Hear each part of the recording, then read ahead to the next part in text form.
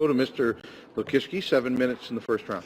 Thank you very much, Chair, and thank you, Madame Laizner and Madame Bombardier, for being here today. Obviously, the provisions contained in Bill C-23 were to address the situation commonly known as the Pierre Poutine scandal, in which some still unknown culprit apparently attempted to use voter suppression tactics by sending out phone messages to voters, primarily in Guelph, I suspect, but perhaps on a far wider range than that.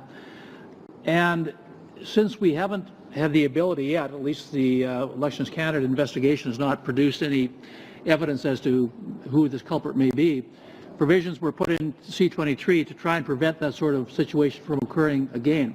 Now, we've had former Elections Chief Electoral Officer Jean-Pierre Kingsley appear before the committee.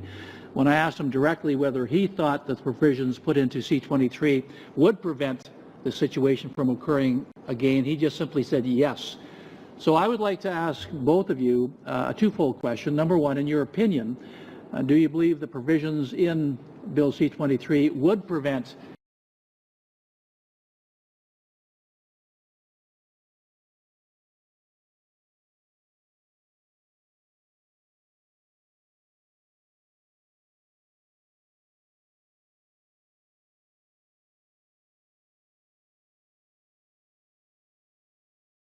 the type of Pierre Poutine situation from occurring again? And then secondly, and perhaps even more importantly, expand upon your thoughts as to the ability of the CRTC to administer and maintain such a registry, and whether or not you have the full level of confidence within your own organization that this could be accomplished, and perhaps then you finally could add a bit of a timeline for us, since you mentioned this could not be done overnight.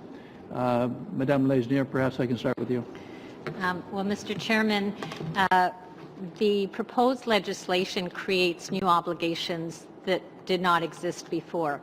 And the important obligations that are new and would serve to address some of the problems that occurred with Pierre Poutine would be the requirement that the group or party or person seeking the services of a calling service provider would have to provide them with identification.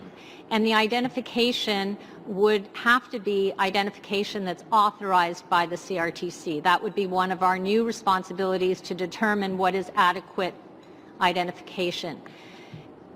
At the same time, the obligation is reciprocal on the calling service provider to obtain that information. And the bill also has provisions in it which require that any agreement entered into has to be entered into with a calling service provider by an authorized representative, an official agent, a chief financial officer. So those are very important provisions that we think will assist us in ensuring that these type of calls don't occur again.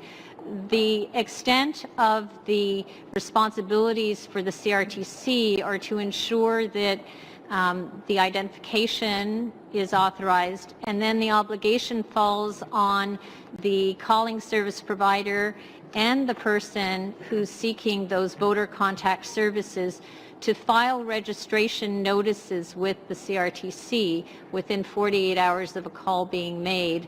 And those notices would contain the names of the person entering into an agreement, the name of the calling service provider, and also the type of call that will be made. If I may add, one of the first steps in securing compliance is to make the regulated parties and persons that are subject to the rules aware of their responsibilities. So the CRTC would likely consider conducting an outreach campaign to inform both the candidates and the service providers of their new responsibilities under the bill, which will facilitate compliance. On the second question regarding our ability to maintain and to administer a registry, I think the CRTC has demonstrated that it has significant experience in establishing and overseeing a list of registered telephone numbers and telemarketers that could be applied to meet the requirements of the new bill. So we are working with Elections Canada to determine, based if the bill becomes law, we will make sure we're ready to implement that new registry. How long do you think that implementation process would take? Provides that the obligations fall on the CRTC as of the 2015 election, and we're confident, based on our experience under the unsolicited telecommunication rules with telemarketers, that we will be able to assume our obligations should the bill be passed. Just to be clear, I know the current chief electoral officer had said that he wanted to see whatever changes were to be made implemented before, I think he said summer, referred to roughly June, July. If the bill did come into effect over the course of the summer, are you saying that categorically that you believe that the CRTC would be in a position come October 2015 to have such a registry in place? Well, that's our goal. All right. Last question, Chair, and probably the most important, going back to my comments about the testimony given by former Chief Electoral Officer Kingsley, who stated he felt the provisions would be sufficient to prevent the Pierre Poutine incident from reoccurring. Do you share that level of confidence, or are there loopholes that we haven't seen yet that might allow someone who wanted to perpetrate a voter suppression scheme in the future from being able to do that? Is this tight enough, in your opinion? If the rules are followed as the provisions are set out in the bill, yes. And I would add that the demonstrated record of the CRTC in enforcing the current rules are in place and that affect the activities of political parties under the automatic dialing and announcing device rules demonstrate that we take our role very seriously and we don't hesitate to take enforcement actions when required. Thank you very much. Thank you. Close enough.